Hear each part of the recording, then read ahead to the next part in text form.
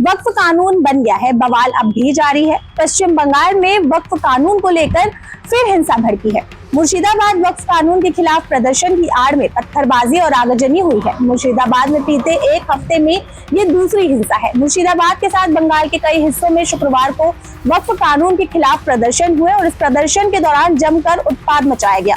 प्रदर्शनकारियों ने वाहनों में आग लगा दी और पुलिस से ऐसे भिड़े कि 10 पुलिसकर्मी भी घायल हो गए। तो चलिए जानते हैं आखिर मुर्शिदाबाद में इतना बवाल क्यों है।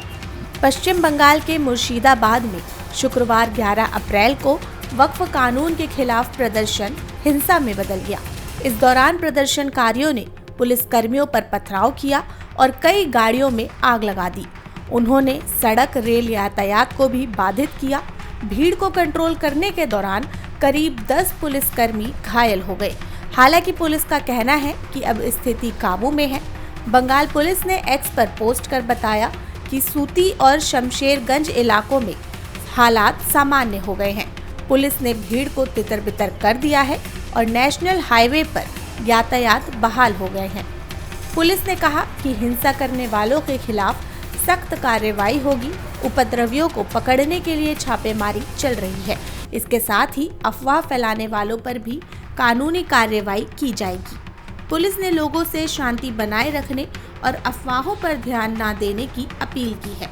अब अगर बात करें कि ये प्रदर्शन उग्र कैसे हुआ, तो एक पुलिस अधिकारी ने बताया कि जुमे की नमाज के बाद कुछ लोग शमशेरगंज में जमा हुए और वक्फ कानून के खिलाफ प्रदर्शन शुरू किया।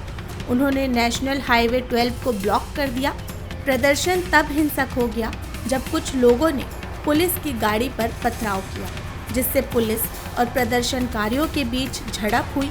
उधर मालदा में प्रदर्शनकारियों ने रेल पटरियों पर धरना दिया, जिससे ट्रेन सेवाएं बाधित हुई। पूर्वी रेलवे के फरक्का आजिमगंज खंड पर भी रेल यातायात बाधित रहा। इस पूरे मामले में असम के मुख्यमंत्री हेमंत बिस्वा शर्मा ने एक्स पर पोस्ट कर लिखा कि असम में जहां मुस्लिम आबादी लगभग 40% है, वक्फ कानून के खिलाफ प्रदर्शन शांतिपूर्ण रहे। वहां पुलिस की पहले से तैयारी थी, इसलिए स्थिति नियंत्रण में रही। उन्होंने कहा कि असम में सभी समुदाय बोहाग बिहू की तैयारी में जुटे हैं। अब इसके साथ ही पश्चिम बंगाल के राज्यपाल सीवी आनंद बोस ने राज्य सरकार से संवेदनशील क्षेत्रों में उपद्रव करने वालों के खिलाफ तुरंत और सख्त कार्रवाई के आदेश दिए। उन्होंने कहा कि हमें इसकी आशंका है। इसके साथ ही पश्चिम बंगाल के राज्यपाल सीवी आनंद बोस ने राज्य सरकार से संवेदनशील क्षेत्रों में उपद्रव करने वालों के खिलाफ तुरंत और सख्त कार्रवाई करने को कहा।